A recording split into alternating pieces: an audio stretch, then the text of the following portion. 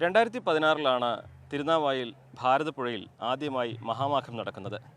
അന്ന് അതിന് നേതൃത്വം കൊടുത്തത് ഓറൽ ഹിസ്റ്ററി റിസർച്ച് ഫൗണ്ടേഷൻ്റെ ഡയറക്ടറായിരുന്ന ദിനേശ് നേതൃത്വത്തിലായിരുന്നു. അദ്ദേഹം ഇപ്പോഴും ഈ ഒരു മാഘമഹോത്സവത്തിൻ്റെ ഭാഗമായിട്ടുണ്ട്. തവനൂരിലാണ് അദ്ദേഹം ഉള്ളത്. അന്ന് തുടങ്ങി വെച്ചത് ഇന്നിപ്പോൾ ഒരു ജനസഹസ്രങ്ങളുടെ ഒരു പ്രവാഹമായിട്ട് മാറിയിരിക്കുകയാണ്. കാണുമ്പോൾ എന്താ തോന്നുന്നത്? വളരെ ആത്മഹർഷത്തോടെയാണ് ഭാരതപ്പുഴയുടെ ഈ മണൽപ്പരപ്പിൽ ഞാൻ നിൽക്കുന്നത്. എൻ്റെ ജീവിതത്തിൽ ഒരിക്കലും ഇത്രയും വേഗം ഇതൊരു വലിയ ഒരു മഹോത്സവമായി, ഇതൊരു കുംഭമേളയായി മാറും എന്ന് ഒരിക്കലും പ്രതീക്ഷിച്ചതല്ല, സ്വപ്നത്തിൽ പോലും പ്രതീക്ഷിച്ചതല്ല. എൻ്റെ കാലശേഷമൊക്കെ അങ്ങനെ സംഭവിക്കും എന്ന് വിചാരിച്ചിരുന്നു. കഴിഞ്ഞ വർഷം പോലും തിരുനാവായിലും തവനൂരിലും വെച്ച് നടന്ന സംഘാടക സമിതി യോഗത്തിൽ പറഞ്ഞിരുന്നു, വരാനിരിക്കുന്ന ഭാവിയിൽ ഇതൊരു കുംഭമേളയ്ക്ക് സമാനമായ ഒരു ലക്ഷക്കണക്കിന് ആളുകൾ എത്തിച്ചേരുന്ന ഒരു ഉത്സവമായി മാറും എന്ന് ഞാൻ ഓരോ മീറ്റിങ്ങിലും കഴിഞ്ഞ വർഷം പോലും പറഞ്ഞിരുന്നു. പക്ഷേ അത് ഏതോ കാലത്തെ നടക്കൂ എന്നാണ് എൻ്റെ പ്രതീക്ഷയുണ്ടായിരുന്നത്, സ്വപ്നമുണ്ടായിരുന്നത്. എന്നാൽ ഞാൻ ജീവിച്ചിരിക്കുന്ന കാലത്ത് തന്നെ ഞാൻ വിത്ത് പാകിയ ഒരു വൃക്ഷം അത് പെട്ടെന്ന് തന്നെ ഒരു വലിയ വടവൃക്ഷമായി തീരുമെന്ന് ഒരിക്കലും സ്വപ്നത്തിൽ പോലും കരുതിയില്ല. ഇതിൻ്റെ പിന്നിൽ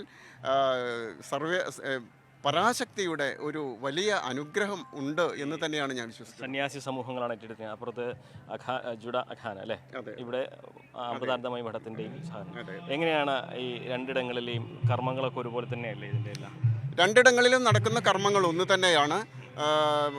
മഹാമണ്ഡലേശ്വർ സ്വാമി ആനന്ദവനം ഭാരതി അദ്ദേഹം ഇതിലേക്ക് കടന്നു വന്നതും, അതുപോലെ തന്നെ തവനൂർ ഭാഗത്ത് മാതാ അമൃതാനന്ദമയി, ലോകഗുരുവായ മാതാ അമൃതാനന്ദമയി ദേവി തന്നെ മുന്നോട്ട് ഇറങ്ങി. അമ്മ തന്നെ ഇതിന് നേതൃത്വം കൊടുക്കാൻ, അമ്മയുടെ അരുമ ശിഷ്യയായിട്ടുള്ള താനൂർ മഠത്തിലെ സ്വാമിനി അതുല്യാമൃത പ്രാണാജിയെ നിയോഗിച്ചതുമൊക്കെ ശരിക്കും പറഞ്ഞാൽ എന്താണ് ഇതിന് പറയുക എന്നറിയില്ല. എത്ര പെട്ടെന്നാണ് ഇതൊരു കുംഭമേളയായി ലോകം മുഴുവൻ അറിയുന്ന ഒരു ഉത്സവമായി മാറിയത് എന്ന് ആലോചിക്കുമ്പോൾ തന്നെ ഇത് എങ്ങനെ സംഭവിച്ചു എന്നും മനസ്സിലാകുന്നില്ല. ഭാരതത്തിലെ സന്യാസി സമൂഹങ്ങളിൽ നിന്നുള്ള ആളുകളുടെ ഒഴുക്കാണ്. ഇവിടെ അഘോരിയുടെ പൂജ, അങ്ങനെ പല നമ്മളെ സാധാരണ ഇവിടെ ആർക്കും അത്ര പരിചിതമല്ലാത്ത വിവിധ മഠങ്ങളിൽ നിന്നുള്ള സമൂഹങ്ങളിൽ നിന്നുള്ളവരൊക്കെയാണ് എത്തിയിരിക്കുന്നത്. എങ്ങനെയാണ് അതിൻ്റെയൊക്കെ ഒരു വിവിധ മഠങ്ങളിൽ നിന്നുള്ള സന്യാസി ശ്രേഷ്ഠന്മാർ, മഠാധിപതികൾ, അതുപോലെ തന്നെ മഹാമണ്ഡലേശ്വരന്മാർ ഒരുപാടുണ്ട്. പല വിധത്തിലുള്ള മഹാമണ്ഡലേശ്വരന്മാരുണ്ട്. ഇപ്പം തവനൂരിൽ തന്നെ അഘോരികളുടെ മഹാമണ്ഡലേശ്വരുടെ അഘോരി പൂജ ഇവിടെ 2 ദിവസമായി നടന്നു വരികയും ഇന്നും കൂടിയുണ്ട്. അത് അർദ്ധരാത്രിയിലാണ്. 12:30 തുടങ്ങി ഏതാണ്ട് 2 മണി വരെയാണ് അഘോരി പൂജയുള്ളത്.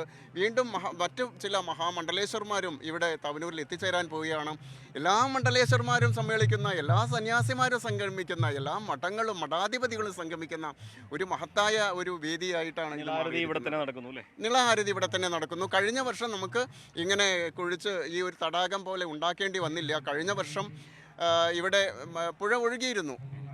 അങ്ങനെ ഇവിടെ വെച്ചാണ്, ഇതിൻ്റെ തൊട്ട് പിറകിൽ വെച്ചാണ് നമ്മൾ കഴിഞ്ഞ പ്രാവശ്യം നിളാരതിയൊക്കെ ഒഴിഞ്ഞിരുന്നത്. ഒരു 3000-ഓളം ആളുകൾ ഓരോ മഹോത്സവത്തിലും 2 കരകളിലും പങ്കെടുക്കാറുണ്ട്. ഇവിടെ അതിന് സൗകര്യം ഈ പ്രാവശ്യം വെള്ളമില്ലാത്തത് കൊണ്ട് നമ്മൾ അതിന് വേണ്ടി പ്രത്യേകമായിട്ട് നിർമ്മിച്ചിരിക്കുകയാണ്. ചാലാണെങ്കിൽ തടഞ്ഞു നിർത്താം, ഒരു മഹാപ്രവാഹമായി ആർക്കും തടഞ്ഞു നിർത്താൻ കഴിയില്ല. മഹാപ്രവാഹമായി എന്ന് പ്രതീക്ഷിക്കാം അല്ലേ? തീർച്ചയായിട്ടും ഇത് കാണുമ്പോൾ എൻ്റെ കണ്ണ് നിറയാം.